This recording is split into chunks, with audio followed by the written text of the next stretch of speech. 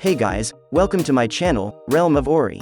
In this video, we will continue with Volume 16, Chapter 1, The Betrayal, Part 10. And before we start, this video contains spoilers from the Tensura Light Novel. And by the way guys, please don't forget to subscribe to my channel and click on the bell icon to get notifications for upcoming videos. So without further ado, let's get into the video. Dino decided to be serious about things. He was having a hard time against someone he could easily beat, which was very annoying, but that was over now. You can't turn your back on this, can you? When the words came out, Beretta's sharp fist cut his cheek. What an underestimate. I can't believe you're going up against us with your head in the clouds.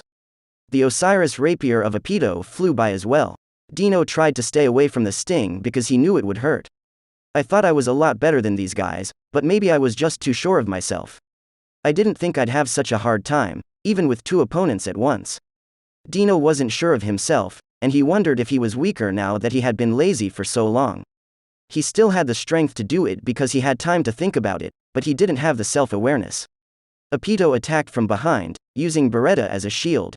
Beretta would sometimes help with the attack so that the two of them could get to Dino. And Beretta's magic made things even worse. Dino could not be hurt by most spells, but Beretta's spells were mostly support spells. In other words, Beretta didn't use his magic to attack Dino directly. Instead, he used it to make himself stronger. Dino's magic could not be weakened, but there was no way to stop spells that made Beretta or Apito faster, stronger, or more durable. Also, Beretta was immune to the Fallen Hypno skill of the Unique Skill Sloth. Dino had been having a hard time because of this. But finally, that was over. The feeling had finally built up after a long time, and it was time to fight back. Shut up. Two people are working together to pick on a weak person like me, and you act like you're so important. I've only been able to keep you guys company because I can wait. You ought to be thankful. Take this and go to sleep. By the time he was done talking, the Fallen Hypno was already running. Dino didn't know what it meant to be fair, which was typical of him. Phew, is it over at last? Dino was sure he had won when he saw Apito fall to her knees. When he turned to look at Beretta, a punch came at him, and he had to move quickly to avoid it. You fought against my sleep, whoa. Of course, I did.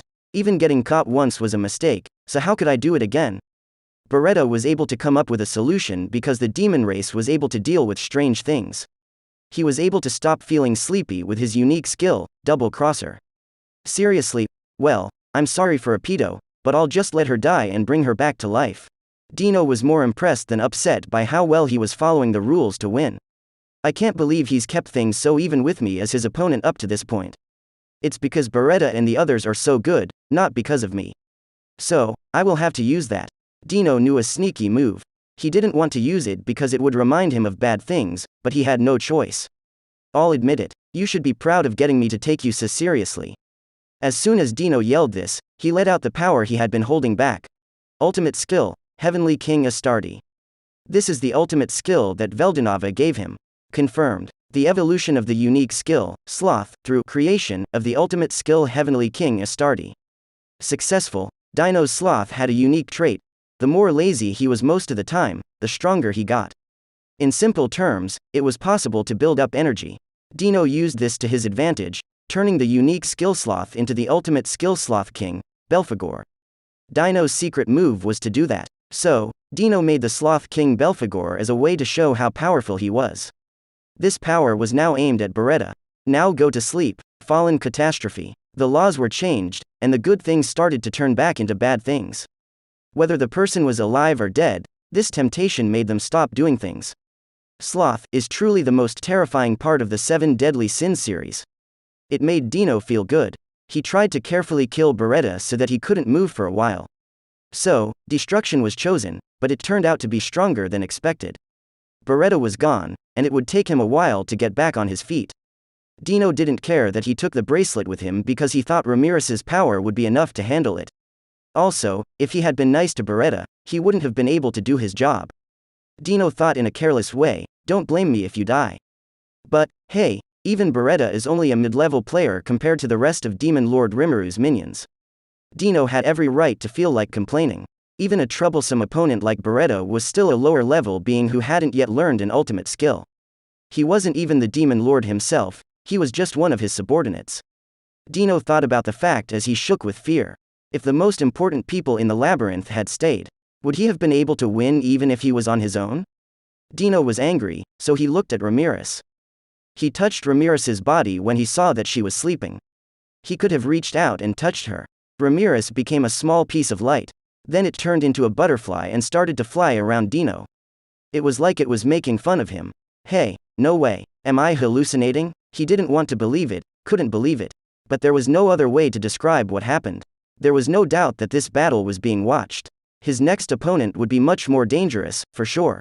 The beautiful light butterfly flew like a dance to the man who walked slowly toward him and stopped at his arm. The butterfly went back to being a speck of light, and then it changed again into the innocent Ramirez, who was sleeping and had a blissful look on her face, as if she didn't know what was going on around her.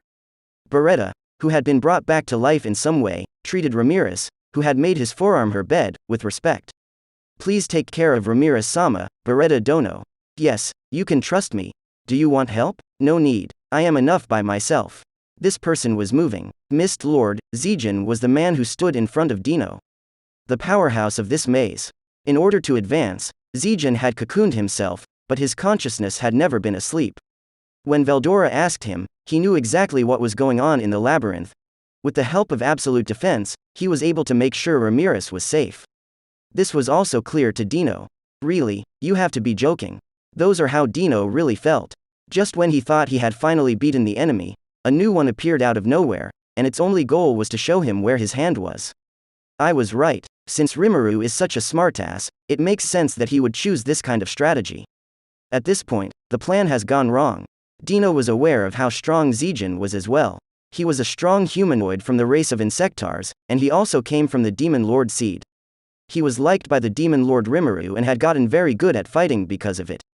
People said that Zegion had learned to fight from Veldora and that his skills were even better than those of the Primordials.